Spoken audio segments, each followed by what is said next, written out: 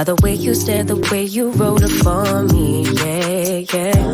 Man, I felt your energy. Wasn't used to being loved and treated differently, yeah. But something went wrong, the signals got crossed, and now we're on completely different pages. Let's go where we were, where no one gets hurt. Baby, keep it right there, don't you stress the flow. You're trying to pick the pace up, we should take it slow. Baby, keep your focus, don't you make me change my mind. If you love me, baby, don't you switch up the vibe. Baby, don't you, baby, don't you, baby, don't you switch up the vibe. Baby, don't you, baby, don't you, baby, don't you switch up the vibe. Boy, you take me on a trip, always up and down and back and forth in merry-go-round. I just wanna get it right, but when you go left, I'm stuck here feeling left behind. Cause something went wrong, the signals got crossed, and now we're going different directions. Let's go where we were, when no one gets hurt. Baby, keep it right there, don't you stress the flow. You're trying to pick the pace up, we should take it slow. Baby, keep your focus, don't you make me change my mind. If you love me, baby, don't you switch up the vibe. Baby, don't you, baby, don't you, baby, don't you switch up the vibe. Baby, don't you, baby, don't you.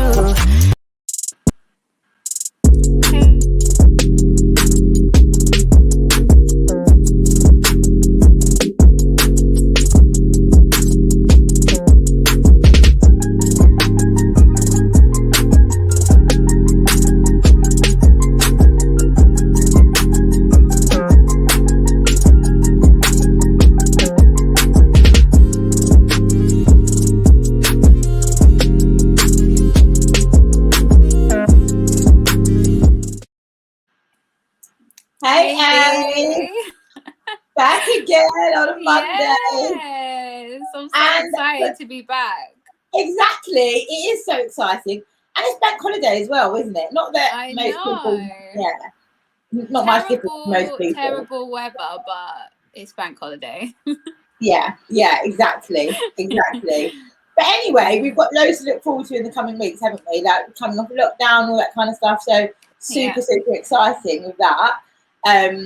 But yeah, I'm really excited as well about this week's topic, to be honest, because we have a lot of people always saying to us, oh, women are narcissists as well, and why don't you ever talk about women? And to be honest, we don't put obviously emphasis on it because our relationship background is not with women, it's with men. So that's what we mainly focus on, and then touch on parents here and there. But actually, at the end of the day, there are a lot of men who follow us, and also women who need to know what female narcissists are and the kind of things they do. Because it's not just partners, it's friends, isn't it? Absolutely, B. And I think also a lot of same-sex relationship happen as well. So I know a lot of people that are in same-sex relationships that message me all the time that like their girlfriend's been acting like this and are they a narcissist? So I told some of them to come today just so they can maybe share their experience and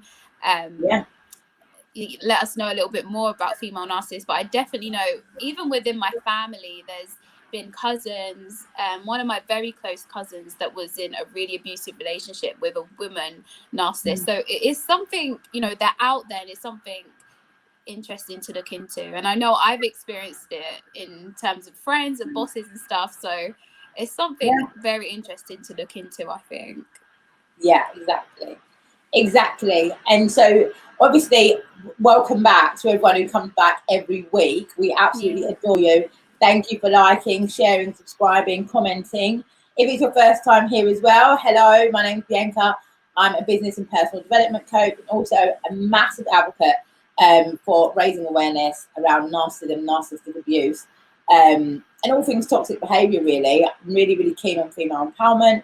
And yeah, just all kind of round believe in equality and believe in personal empowerment for all. And so I think education is key to that. When you know better, you do better. And education in the form of YouTube videos for me, when I was coming out of narcissistic relationships, was absolutely crucial in my recovery. So as soon as I kind of got to a place where I'd really healed it and reconciled with it within myself, I was like, you know what, now is the time to actually like come out now, share my story, share what I know from my experience, and with the hope that that will help other people to get out of those toxic relationships as well. So yeah, that's a bit from me. And then I've got obviously a fabulous co-host and business partner in this channel, Aynur. So introduce yourself, A.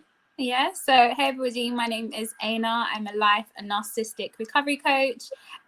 So just like Bianca, I am a massive advocate for female empowerment, for really educating people on narcissistic abuse. And, you know, I do it because it kind of comes from personal experience. I was in, you know, 2 very, very long-term abusive relationships. And I really want to share what I wish I knew at the time and almost protect people, like just teach people the things I didn't know, so you know they don't have to go through the same pain I experienced or Bianca experienced. And yeah, that's really my aim here. Really, our goal here is just to kind of educate people and spread awareness that we're doing every Monday. So yeah, if you like what you hear so far, please subscribe to our channel, share it on your social medias. It would really, really help us and help get the message out as well, I think, B. Definitely. So I think a good place to start obviously would be with signs of a female narcissist, because you need to have a little bit of a blueprint of like what to look out for. So I've kind of taken a few notes and written down a few things that I think are key for people to know, and I know you have as well, eh? Do you want to start in terms of like just some signs people can look out for? Yeah, definitely. So in terms of differences, you know, if we can start off with similarities, actually, because there is a lot of similarities between a male narcissist and a female narcissist. So you're going to see the typical signs like lack of empathy. You're going to see them being, you know, seeking narcissistic supply. So that need for attention, that need for admiration from everybody else all the time, that can come from, you know, love bombing, showering you with gifts and affection, and that can come from something a bit more negative, like starting arguments with you, gaslighting you, but it's all for that narcissistic supply in the end.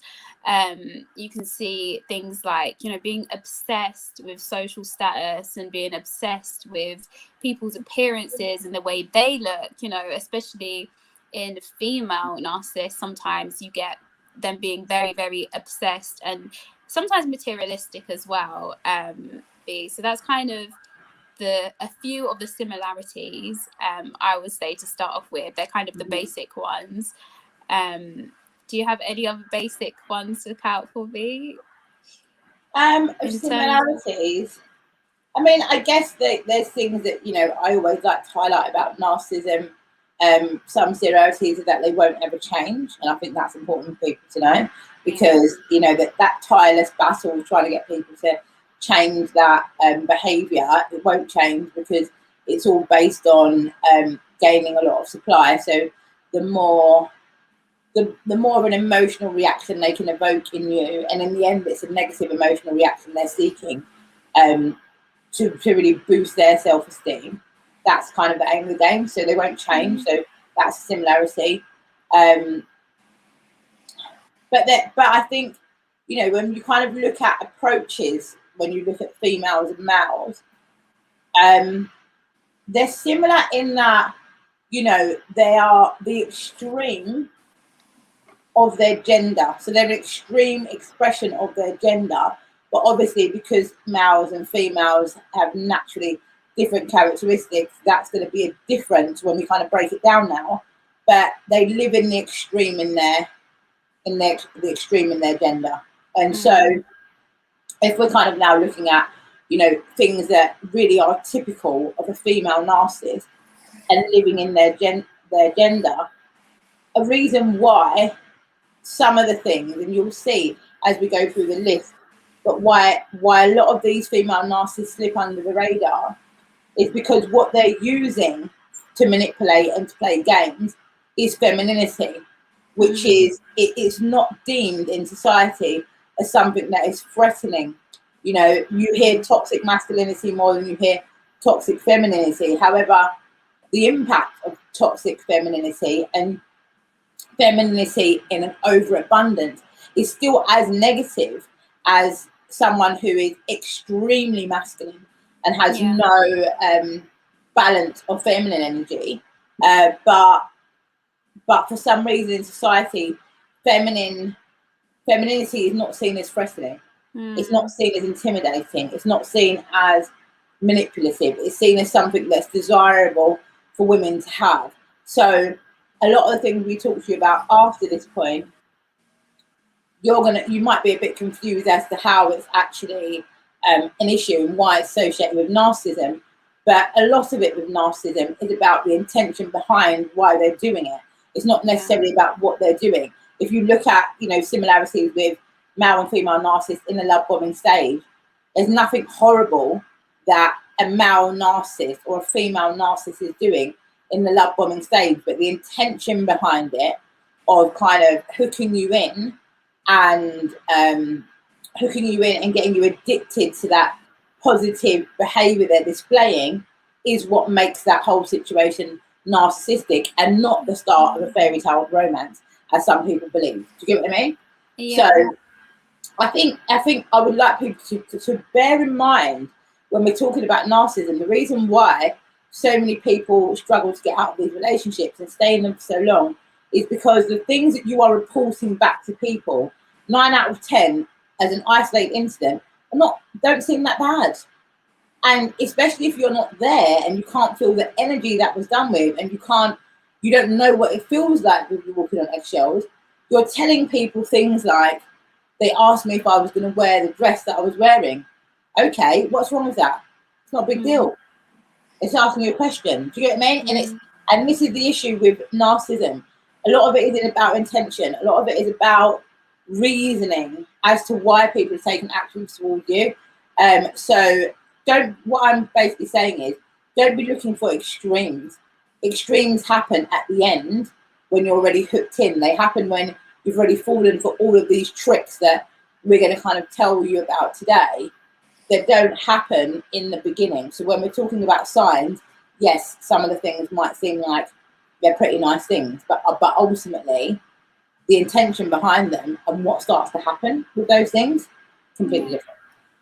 Yeah, definitely, B. I completely agree with that. And just picking up on the point of, you know, using their femininity, and maybe, you know, it is a well-known thing that they use their sexuality as well. You know, sex is always rushed within these relationships. You know, it's something that they can use to, you know, they can withhold it, they can use it to almost get a man or a female addicted to them, because usually in these narcissistic relationships there's something that kind of gets you addicted to the person. So sometimes in men you might see them come in, you know, like feed your emotional needs, cater to your emotional needs, make you feel like a woman, make you feel beautiful, make you feel like you're the most perfect woman in the world, and you're beautiful and you're, you know, everything that they want. But the same thing can happen with men. You know, a woman can come in and make you feel like a man. He can make you feel like, you know, you are the best man, and you know, when you feed like a man's needs, so in terms of sex, that's almost feeding a wound within them, if that makes sense, and almost making them feel like a man, and that can become addictive, if that makes sense. It could become an addictive thing, and when they withhold that, that's when you kind of get the control, and that's really what they're looking for. They're looking for something that they can control over a man. So if that might be money, that might be sex, it can be their family, it can be so many different types of things. But usually in a woman, you kind of see them using their sexual powers to overcome the man very early on, I would say. Yeah, 100%. And I think, and the thing is like, it's not just kind of using because you can't just be anyone and use sexuality. Do you get what I mean? You can't just use that if you're not good at it. These women are professionals. Yeah. Okay? The best woman you've ever slept with in your life is quite likely a narcissist. Do you get what I'm saying? Because actually, they make it their duty in the same way a man makes it his duty to earn a certain amount of money to sweep these women off their feet with lavish gifts and all the type of stuff that you associate with men. Women make it their duty to be the absolute best when it comes to what men expect from women, okay, and the society's expectations. So men generally have a higher sex drive than women, and generally it's a big focus for them in a relationship, more so than the average woman. Not every woman, but more so than the average woman. So they will use that. Appearance, massive. In the same way that, you know, finance may be massive to women, appearance is massive to men. They want to be with a woman who looks particular ways. They take very good care of themselves and their appearance. You know, they may like cooking, so they will be the best cook as well. You know, the best host, the best whatever it is. But you are right. There will come a time where they will want something. They want to up a level in what they're receiving. So they withhold sex, food, whatever, momentarily until they see a positive behaviour change. They get a gift they want, they get whatever they want in that time, and then they will be back again, you know, hypersexualized, and you might not be able to tell that's what they've done, because they might spin you some line as to why at the moment they're not in the mood, or some emotional things happen that's affected them. But realistically, what's happened is that you haven't given in to their whim, and so they have withdrawn sex from you because they have power over you, and now you're not going to get it back until they get what they want. And if you're aware of this, you can test it. I can see we've got like comments coming through as well, so let's share a few of those and see what we think. Okay, sometimes you're not open with them and feel safe because you don't look at women always as an abuser. Yes, but they see your wound, what your wounds are, and play on it. Oh my God, 100%. 100%. Women do not generally come across as threatening. So there are far more narcissistic women than you would ever care to realise. They just go way under the radar because you approach these women and then they'll say things that, you know, they'll start crying. What are you going to do then? You get what I mean? What are you going to do? You're literally in bits now on the floor. It's very, very common. Also, hello to everyone who's here as well, and hello to MK Beauty, who is one of our newer, I don't know if you're new to viewing, but definitely new to engaging, and we really, really appreciate your comments. So yeah, please do feel free to comment and also ask questions as well, because we're here to serve in this area. And so, okay, another thing that women tend to do that are narcissistic, that again you might just associate with women, is gossiping. Massive gossipers, narcissists are. And they tend to gossip, if you look at it, only really about people. And this is the difficult thing about these narcissistic women, right? They gossip about people that are quote unquote powerful and really are kind of doing better than them in some way, shape, or form. And they overly praise people who they deem as beneath them or vulnerable. So you won't see them out there, you know, praising powerful women. You'll see them out there praising quote unquote weaker or what they deem as more vulnerable women. And therefore you'll look at them from outside and think, you know what, they're so nice. They're always lifting up these people that no one lifts up. But, you know, when you're really confident in yourself and you're not a narcissist, you don't mind praising a boss. Do you get what I mean? You don't have to feel threatened by them and like gossip about them all the time. And so a hell of a lot of gossiping goes on amongst narcissistic females. And you have to understand that if there's loads of gossiping going on with you, it's going on with everyone else as well. You'll be the next subject that kind of happens to. Yeah. And they've always got a really gossipy, horrific story about an ex-friend and something nasty that ex-friend did to them. And in the end, you realise that they were just telling you a story about themselves, but in the reverse, because they'll do it to you as well. You know, maybe their ex-friend slept with their boyfriend, and you'll think their ex-friend's horrible until they sleep with yours, and you're like, oh my God, you were the friend. Do you get what I mean? So it's like really bad. Definitely. So watch out for gossiping. I know everyone, you know, has opinions to a degree, but there's having opinion and people coming up generally, you know, in a conversation here and there, and then there is constantly talking about other people, you know. Yeah, definitely be. I would also say competition is a big one for them. So everyone is in competition. You know, they see the world as almost like a hierarchy. So to get to the top, you know, what do they need to do? And they don't care. They just want to use people almost, you know, to get to the top. So everyone is always, you know, no one has the best anything of theirs. You know, you're always going to be in competition with these people. You're always going to feel less than. I know that that's something I've definitely experienced with friends. One of my very closest friends, you know, someone I used to be around a lot, and it felt like, you know, I could never do anything that she could do. It was always better. Yeah. You know, anything that I had was never good enough. And that's what these people are like. It's very much a competition with everything that they own and everything that they have. And yeah, it's not a very nice one, that one. No. Anything else? No, and also it kind of goes along with like the envy around it. The reason why they're competitive with people, because they're very envious of everyone. Like, if you listen to the tone of which they speak about people that are successful, there's always something negative to say about a successful person or someone who's doing something good in life, right? And so you've got that envy there.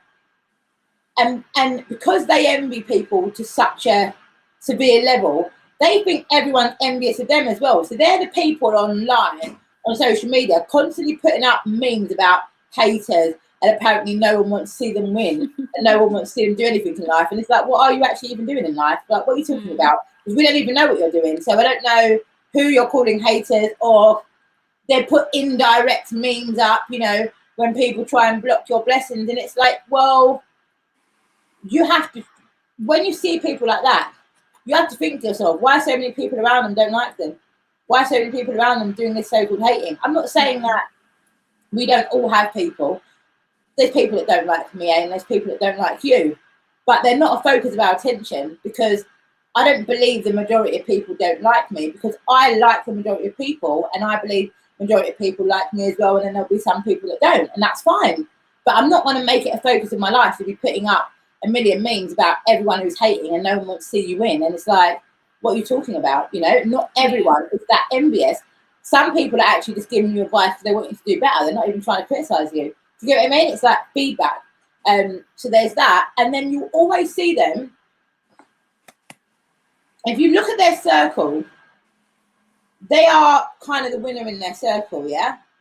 They're that, and I don't know how to put this without it coming across like it's bad, but when you are a certain type of person, right, or you dress a certain way, you go to certain shops, you do whatever, you live a particular type of lifestyle, you tend to hang around with people who mirror that. Do you get what I mean? You tend to hang around with people who kind of look like you but in a different version, or you all shop in the same kind of shops, you all kind of do the same thing to your hair, you all like makeup or whatever. But with the narcissist female, you'll see they stand out in their crew. They stand out like literally like a sore thumb, and you're like, where did you guys meet? Do you get what I mean? It could do you get what I'm saying, eh? It's like that person might be out in, and I'm not even a designer person, but let's just say if they're out in a House of CB dress, yeah?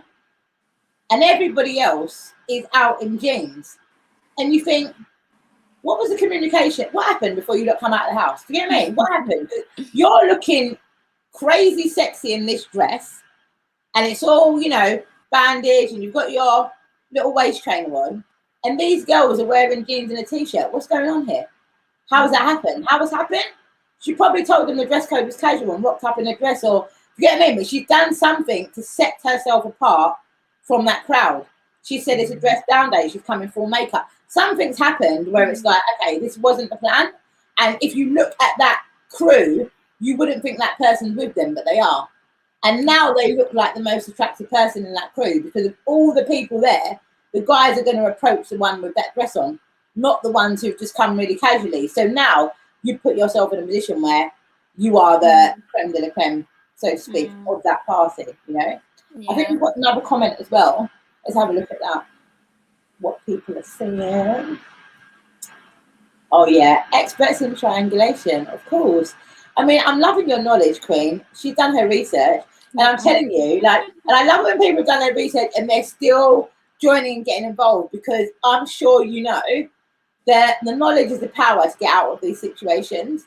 And so what that the viewers commenting on is triangulation. So, example, you will have, for instance, a narcissist doesn't tend to want their friends to get on with each other. So you'll have a narcissist and you'll have maybe two best friends.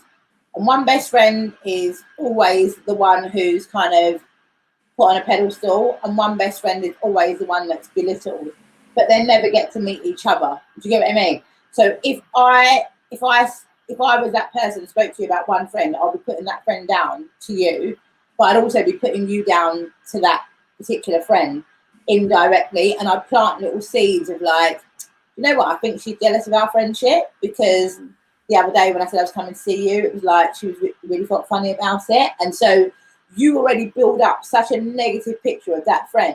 If you're ever in their company, you're so distrusting of them, you wouldn't even dare start talking to them about what, you know, that narcissist might have done, because you're thinking they're a narcissist and they don't like you already. So anything they say to you, even when they say hello to you in a really nice way, you think, what a fake, you don't like me.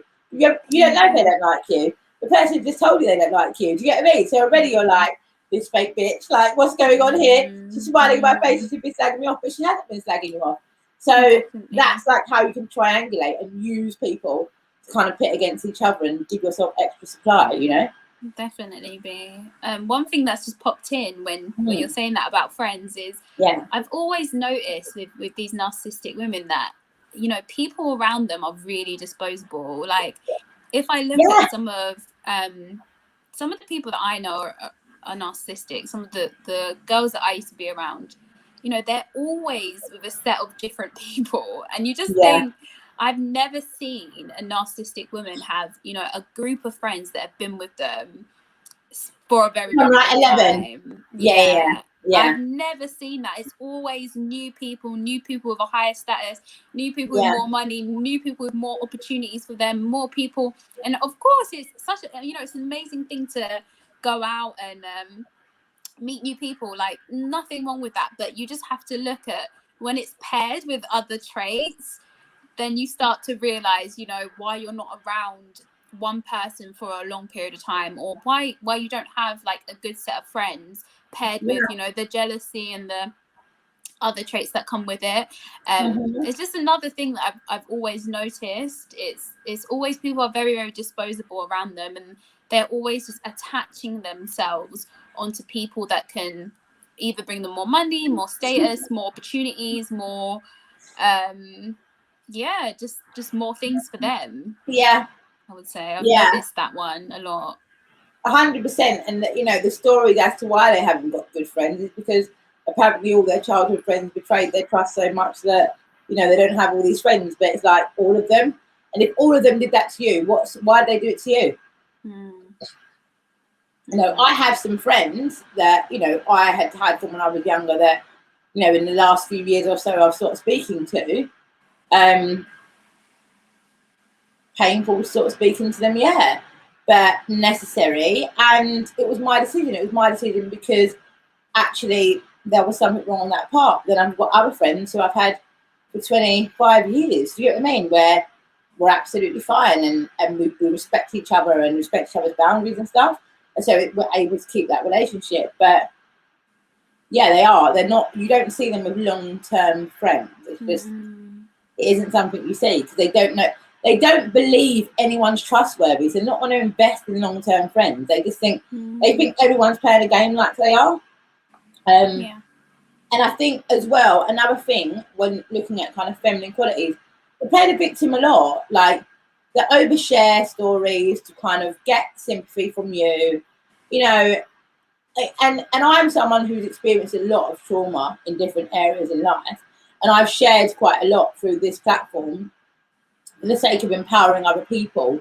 But weirdly enough, if you meet me in day-to-day life, I'm not going to just start telling you loads of stuff about me, even if it is online, because what's the relevance? Why do you need to hear my story all the time so that you can feel extra empathy for me, and then, you know, I can blame whatever's happened or whatever bad behavior I have on childhood trauma? You know, they're masters at blaming childhood trauma on the way that they react in these disgusting ways.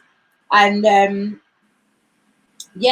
victim mentality, it's like, it's really weird because they have a victim mentality and they only want to be around you when you're in that victim state. They never want to be around you when you're winning. And some people, this is a real kind of trick, and again, where people go under the radar because they're like, yeah, but you know, they're always there when I'm down. Yeah, but they're never there when you're freaking winning. They don't want to see you win.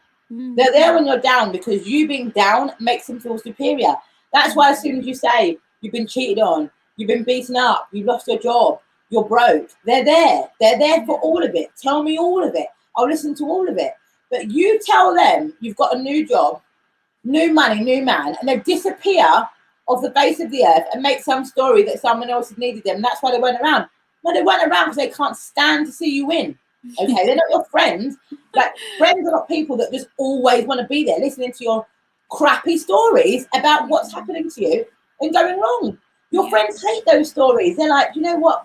Okay, that's a story. What we're going to do is get you in a situation where you're winning. And how can we celebrate that when you win? They're not like, oh yeah, I understand, I've been there, and just leaving you in that crappy situation and always appearing when something's going wrong. It's like, and people think that's their best friend. They're always there when I'm down. No, that's the person who loves the most seeing you down, who's always there when you're down and never there when you're up, you know? Absolutely, B. It's just not what you want. It's not what you want. But that one's quite a tricky one. Do you know what? The thing I've noticed as well a lot with narcissistic women, or even men or women that have been in relationships with them, that the physical abuse is all, like, everyone I've spoken to, they've had a physical altercation.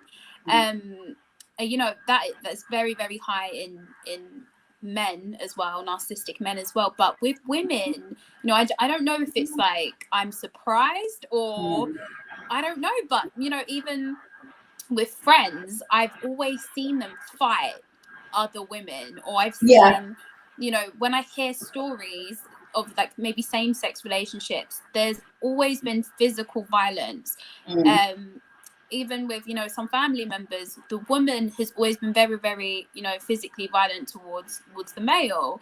And it's just a big thing that, I don't know, it almost shocks me because as a woman, I never, you know, I know it's around, but I just never hear it as much as the men's side, but it is there. And I know a lot of men that have dealt with physical abuse, and maybe because, you know, there's a stigma or society, you know, they don't always come out and say that they've been physically abused by a woman, but I know it's very, very real and it happens a lot. So yeah, that's another thing I've noticed with them as well. It can get physical very, very quickly as well. 100%. That is as well. If anyone else knows any kind of things, anything that you've noticed or you've experienced from a female narcissist, please drop them in the chat so people can like look at them when they're kind of watching this back as well, because everyone's experience is different. But 100%, like I know women, narcissistic women, feel no way to give someone a slap. It's fine for them. Do you know what I mean? Like, oh yeah, and I slapped him in the face. Okay. And if he punched you back, then what's going to happen? You know, then what is that? Is that a fight because you started it? Or is that a situation where he should just literally take it on the chin because you're a woman? You know, what are we doing here? You know? And I think that, again, because society generally sees men as strong, you know, the notion of men being battered, men being sexually abused, men having all of these things is almost like it can't happen. Do you get what I mean? Mm-hmm. You know, you look at some sexual abusive men and people would be like, oh, well, why didn't you like it? You know, you're a man. It's like, what? So because you're a man, you want to have sex with anyone? Really? No. That's not what it is. And sex, when you're talking about it, it has to be consensual. Anything that's not consensual is rape. So actually, why should they like it? Why wouldn't they feel equally as violated? Do you get what I mean? Why wouldn't they equally feel that their body has betrayed them in that situation? It's not on. It's not something that should be overlooked anymore. I think that people need to take it very seriously, you know, and I don't understand how it's gone under the radar for so long, because, okay, maybe the men in society are not necessarily my responsibility, but there are mothers who have sons, and like, what's your opinion on this? Yeah. What's your opinion on these men that have been, you know, physically or sexually abused? Because you must have, you know what I mean, the same feeling of being completely enraged and incensed about it. I definitely would. So yeah, let us know in the comments as well anything else that you've got to say, if you want to share. Yeah, I felt groomed, like I was dealing with a predator. If you were dealing with a narcissist, you definitely were. Yeah, you definitely were. And the thing is, you know what, you know it as well in the time, you know that's what's happening, but it's almost like, you know what, and women experience this with many things. Women experience it with, you know, there are many women that I know that have experienced being raped in a relationship, for instance, yeah, by a woman or by a man, and have not wanted to call it what it is, because it's almost as if they don't name that as what's happening, then it's not happening. If you in your mind say, I wanted to do that, then it hasn't happened. Or you justify it by saying that was your partner, or whatever you think it is. Maybe you think it's your moral duty or obligation, whatever. But whatever it is, it's because you don't want to at that time really experience the pain of what is really going on. When you're being groomed by a narcissist or manipulated by a narcissist, you don't want to call it that, because the pain of having to accept that is too much to bear for you at that time. Little do you know that it would have been a lesser pain to bear, and it would have been the preferred pain to bear. But there's a part of you that thinks there's a 5% chance they're not grooming me and they're really this person. And if they are really that person, then I'm just being paranoid right now and everything will be okay. But we know, because we're here on this channel, that isn't how it works out. It actually works out in a really bad way. He also said, if I didn't go along with the standards or rules, there was punishment. Yeah, or always punishment. And the thing is, there's not only always punishment for the standards or rules, the rules and standards are always changing. So you're fighting a losing battle all the time as well. So punishment is the name of the game. There aren't really any real rules or standards to follow, because as soon as you learn them all, they'll change them to the opposite standards to follow. So you'll never know whether you're coming or going, and you will always then be punished, and it will always then be justified, okay? Because you didn't follow the rules, not because they're just a nasty piece of whatever. Do you know what I mean? Absolutely, B. So yeah. Anything else you can think of, I think I've got a few more things written down. I had one where you know, they really enjoy spending money or being around people with money, but mostly, you know, with narcissists, with male narcissists, you know, they will have the money and almost control the finances that way. Sometimes in female narcissists, you know, they will seek out maybe a financially wealthy man or woman, and, you know, almost spend their money, you know, and they're good at getting the money off them. I've also seen it in mothers as well, narcissistic mothers. Oh my God, with their sons. Yeah, where their sons kind of finance their whole life, pay for absolutely everything, and you know, they just sit around do nothing, and it's kind of the son's, you know, job to do and fund their mum and their whole family. You know, I've seen it so many times where the mum is just out spending all their money on like non-essential things as well. It's not always food and water. Like, I understand to a point you might need to support your family, and that's completely normal, you know, but when it comes to, you know, your whole entire life and your luxuries and everything, you know, that's when it becomes a big problem. So in female narcissists, you usually see them attracting that financially wealthy man or woman to use them for their money almost, and spend it how they want. And the thing is, not always wealthy, because you see, you know, narcissistic women you that don't always have to be wealthy. No, they just true. have to be willing to kind of give everything away, because it's really a power game more so than it is just about the amount of material they can get. And remember, they're always with more than one person. So if everyone's got 2,000 and they can get, you know, 1,000 and there's 10 men, it's okay. They still get a 10K month. Do you get what I mean? It's not, because they're not loyal. It's not like there's only one man they can do this to. They do it to loads of men. And a lot of them are kind of online as well, you know, trapping these guys, and, you know, OnlyFans galore and all this kind of stuff. And it's just, you have to look at that. And, you know, in some ways, and we spoke about this in the thing, you know, looking at fake female empowerment, some things you can say as a woman is personal empowerment, and some things are damn right narcissistic. You get what I mean? Yeah. Why are you doing it? You get what I'm saying? Definitely. And I mean, at the risk of people coming for me, these whole OnlyFans thing, what is it? What is that? Do you get what I mean? What is that? You're just in there, hypersexualized for money. Yeah. For money and attention. Yeah, I actually I saw something, I think it was online, and it was a video of a girl speaking about it, and she said, you know, she just started off going there and just, she had her body covered, she was just on there taking pictures for people, but she said the problem is once you get into that, people are messaging you saying, okay, so if you take your top off, I'll give you 10,000. If you take your, you know, if you send me a picture of this, I'll give you 50,000. And it's just like, yeah, at first you can say no, but after, you know, 6 months, a year on there, how far is that going to go when someone keeps on offering you this much of money? And, you know, you might be on regular salary, you know, you might be on an ordinary salary, and someone's offering you your whole salary to take your top off. You know, how long are you going to go? You have to be a very strong-minded person, I guess, to be on that app and to keep rejecting those offers over and over again. I think she was saying the problem isn't almost you signing on there and you just, you know, posting or doing what you're doing, but she was like, the offers that you keep getting over and over again, the temptation, and how long are you going to say no for large sums of money? And I thought that was a really interesting point. And yeah, I guess it would be good to speak to people as well, like around this topic. You get what I mean?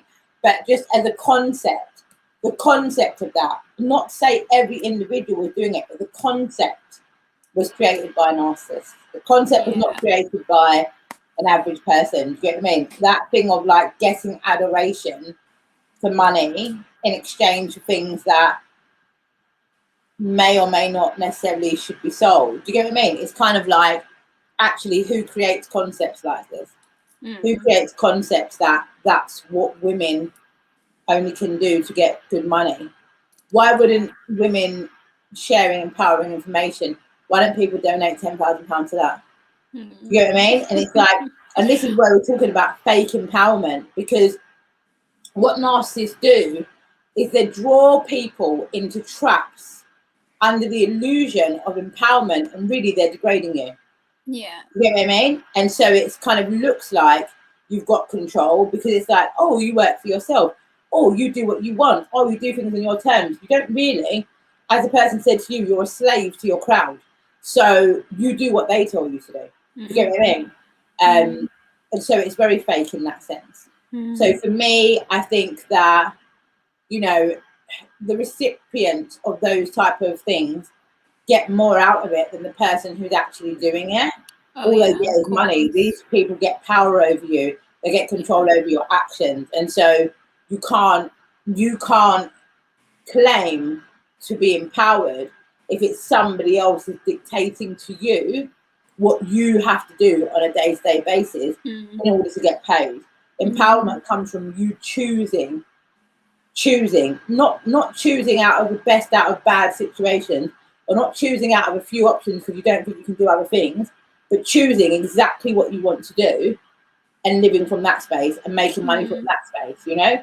Yeah. That's where you're looking at real empowerment. And as well, you know, just a few other things to kind of look out for. So like the narcissistic women post a lot of sob stories online.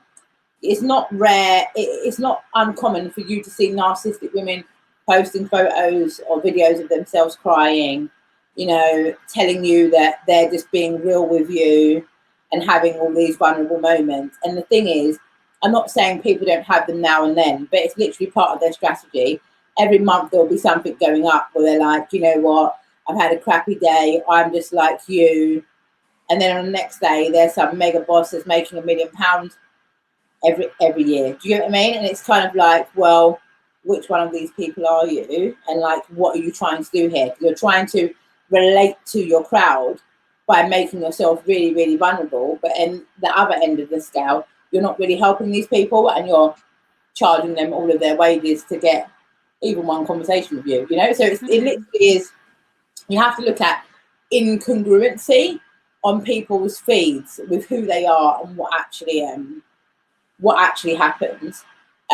This generation of, you know, people who are out here, these fiercely independent, fiercely, I'm a boss woman, I don't care, I don't need a man, I don't need a woman, I don't need a relationship, I don't need anyone because I'm a boss. Completely toxic narcissists. Do you know what I mean? Everyone needs someone. We're all hardwired for connection. No one does anything on your own. You can claim to be independent if you want, but someone's helping you. Even if it's your team that you're paying, they're still helping you. Like, you're not doing absolutely anything on your own. No one does. And so it's this whole, you know what I mean? It's this whole attitude that they have of, you know what it's like, hey, I run a few businesses myself. I'm confident, you know, I know what I stand for and I know who I am. But I don't need to like scream from the rooftops how much of an independent whatever I am. So I'm not an independent person. Yeah. I'm not independent. I have many people around me that help me and have helped me to get to where I've got to. And I will continue to have many people because the more the better, you know, the easier.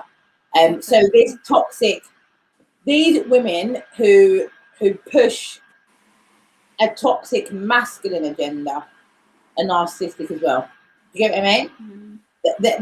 They base, I don't know, they've exceeded competing just with other women's femininity. They now want to compete with men for masculinity. I have no interest in competing with anyone. Do you get what I mean? This fierce competition is set out for narcissists. No one's competition for me because no one's like me and I'm like no one, so I'm not competition for them. That's the way I feel like. You know what I mean? It's like we're not the same. So, you know, if you can compete equally, we have to be the same, you know, the same kind of thing. We're not the same. So there is no competition, but they're constantly doing it, like talking about, oh, you know, I earn this amount of money and this man has to earn this amount of money. It's like, I don't even know any men that will like you. You come across as a man. So why, you know, if they like women, why are they going to like you? Do you get what I'm saying? It's that kind of, it's a weird thing.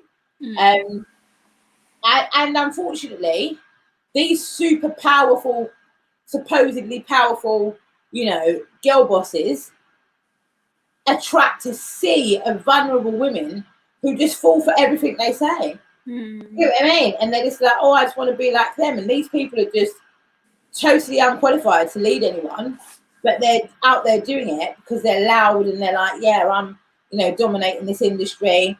Typical of like even the female recording artists who push female empowerment and push, you know, push being with women to the degree that you're, you know, ousting men, but yet you've been in a relationship this whole time. I don't understand.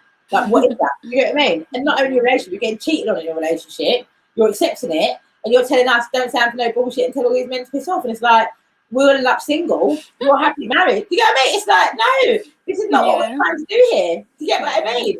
And there's a lot of female artists that do that. They push that girl boss independent narrative. Meanwhile, they're getting exploited in their relationships, and you know, and they're actually in relationships. So it's a lot. It's a lot. Definitely. Yeah, That's funny. So I mean, there'll probably be a few women that unfollow me now. I don't care, because I'm not down with all this competition and stuff, and everyone thinking they're better than everyone else. You know, we're all the same. We've all got space in our, you know, different industries to do what we need to do. But I definitely think you see a lot. You see a lot of competition. You see a lot of imitation. You see, you know, you see all of it with narcissistic women.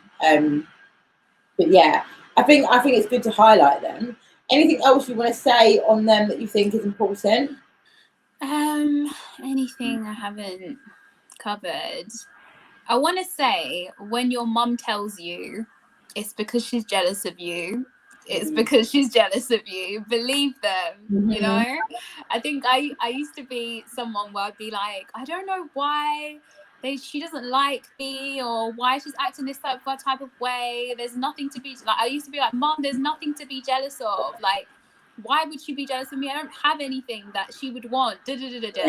But you know, it's not always the things you have. It's the way, you know, people treat you. It's the love that you give to other people, and they're never going to be that type of person. So if someone is being really horrible to you, is gossiping about you, is just a not very nice person to you, or it isn't a very supportive friend, it is because they're jealous of you. Like, that's what it is. And you know, growing up, I never believed my mum when she would tell me that. She would say it to me over and over again. But now, you know, finding out all this stuff, it makes complete sense. You know, it makes complete sense. And like I said, it's sometimes nothing to do with anything on the outside or anything that you have, or, you know, sometimes just the way people, you know, the way people interact with you, the friends you have around you, your family, the way people love you is what makes them jealous of you. So like Bianca said, I would always, you know, suggest just concentrating on yourself and, you know, not being in competition with everyone. I think sometimes that makes you feel like I have to be better than someone else, or I have to complete, or I might have to get the things that she has to get. And it's like, no, like we're all individual, we're all ourselves. There's always space for everybody else. Just concentrate on yourself. And honestly, they're always going to be like that. They're always going to be that jealous sort of person. So just leave them to it. And understanding that now is so big for me now, being, you know, I need to go back and say sorry to my mum that I didn't believe her. Yeah, and you know, a good sign of maturity is when you can actually admit that your parents were right about the things that you fought against, okay? And not only were they right, you're now turning into your parents as well. Yeah. So it's a good sign of growing up in life. Definitely. But yeah, just to wrap up, I would say top tips to look out for: being overly sexualized, being envious, always just being around you when you're down, but never wanting to be around you when you're winning. Very materialistic, gossipy. If you have children with them, they're turning your children against you, or they keep them completely away from you. One of the two. Over obsession with taking pictures of themselves, you know, especially in highly emotive situations, or again, anything hyper sexualized and stuff like that. I know there's a bit of a culture of it now anyway, so there's not anything as an isolated thing that you could look at, but it's definitely important. What else did we say? They see everything as a hierarchy, so there's no equality. You're either above them or below them, and either one, they're going to shift that balance. Mothers as well, they tend to have a golden child who can do nothing wrong, and everyone else is a piece of crap on the floor. And they shame men. They shame men for any qualities that they don't believe to be severely masculine. So they shame men for crying. They shame men for being vulnerable. They shame men for opening up. They shame men for not being fiercely competitive. They shame men for their wages. They'll shame them for anything. and they use it to kind of manipulate and control. So there's some key things to definitely look out for. And please, if you're watching this back on repeat, drop anything else that we haven't said in the comments as well, which is really important. If you're still here, it's because I presume you've liked it. So like it, out of the chat, like the actual video, subscribe, hit the notification bell so that you can get more updates from us and you never miss a video or never miss a live. Share it with a friend on your Instagram or through WhatsApp. And obviously come back next week, and thank you very much. And anything you want to say, like last few words, eh? Yeah, listen to what Bianca just said. I completely agree with all of them. they're literally all the points summed up. And yeah, just thank you so much for listening, guys. Please share and subscribe and like the video. Hit that notification. See you next week, guys.